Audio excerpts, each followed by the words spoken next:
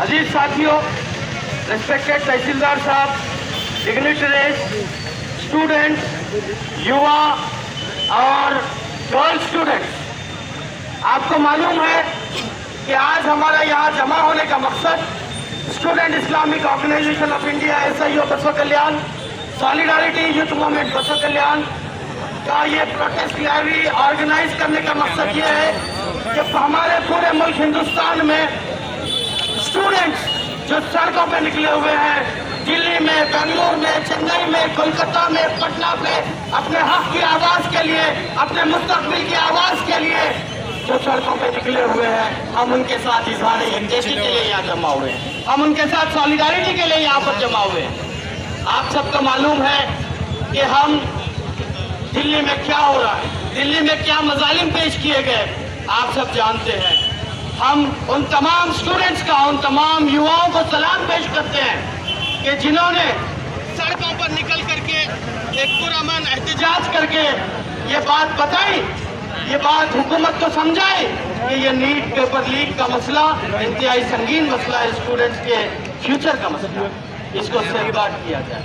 हम उन स्टूडेंट्स को सलाम पेश करते हैं।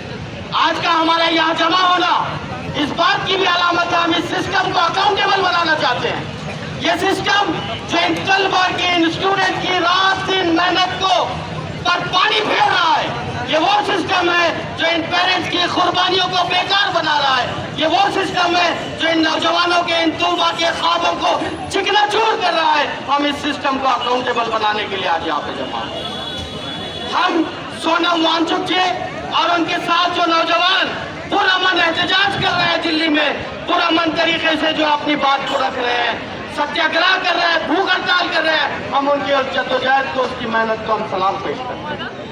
लेकिन अफसोस, सच अफसोस, उन स्टूडेंट्स के साथ क्या हुआ आप और मैं जानते हैं। उन स्टूडेंट्स की, उन युवाओं की आवाज को सुनने के बजाय उनको सड़कों पर घसीटा गया, उन पर लाठियां बरसाई गई, उन पर आंसू गैस के गोले दागे गए। शर्म करो, शर्म करो। जब मोदी डरता है, पुलिस आगे करता है, जब मोदी डरता है, पुलिस आगे करता है। और स्टूडेंट्स की आवाज को सुनने के बजाय ये बात मुझे और आपको अच्छी तरीके से मालूम है कि जहाँ जहाँ इस मुल्क में स्टूडेंट्स का फ्यूचर खतरे में है, वहाँ पे सॉलिडारिटी यूथ मूवमेंट और SIO उनके साथ करेगी। आप और मैं अच्छी तरीके से जानते हैं कि रामपुर में क्या हो रहा है। मोहम्मद अली जौहर यूनिवर्सिटी के 40 में से 38 एजुकेशनल बिल्डिंग ब्लॉक्स पर ढा देने की बात जो है कही। हम उन स्टूडेंट्स के भी साथ हैं जो स्टूडेंट्स रामपुर के उस यूनिवर्सिटी के गेट के सामने बैठ कर ये सवाल कर रहे हैं कि हमारा भी मुस्तकबिल दांव पर लगा हुआ है, कौन हमारे साथ। हम उन स्टूडेंट्स के भी साथ खड़े हुए हैं। हम कानून अपना रास्ता अख्तियार करें, लेकिन हम ये चाहते हैं कि उस रास्ते के अंदर स्टूडेंट के मुस्तकबिल को रोंदा नहीं जाने देंगे। ये हमारा इस माध्यम से जो हुकूमत से मुतालबा है। अजीज साथियों, उन इमारतों की बिल्डिंग के कॉन्फ्लिक्ट में तलबा का क्या कसूर है, हम ये सवाल पूछना चाहते हैं।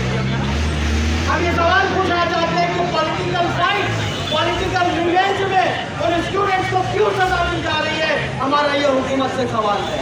और हजारों नौजवानों के डिग्रियों को खतरे में डाल दिया जा रहा है, उसको बचाया जाए, ये हमारा इस माध्यम से सवाल है।